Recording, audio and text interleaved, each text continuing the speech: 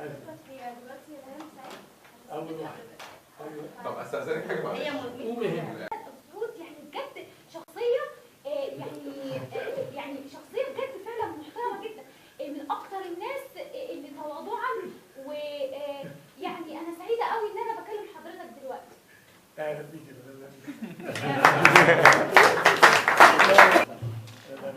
انا برضه الشاعره أيمن. هتقول شعر. اتفضلي. انا هقول لا اسمها مين؟ طيب اتفضلي. السلام عليكم. انا هقول لكم حاجه عن مصر.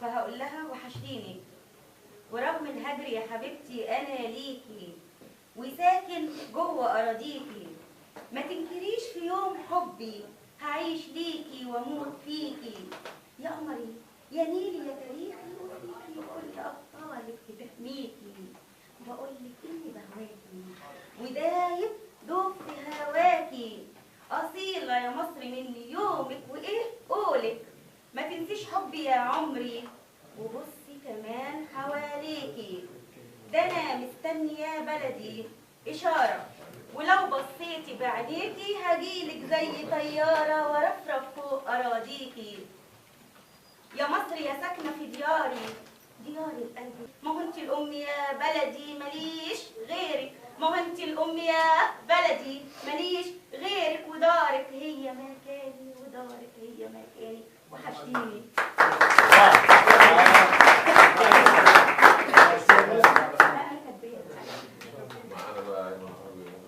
انا اقول لحضرتك بقى اغنيه على المؤامره زي على المؤامره، يعني هي حاجه ماشيه عليها. يعني شعبي شعبي بس يعني او بس يعني هي اغنيه ماشيه مع كل اللي عملت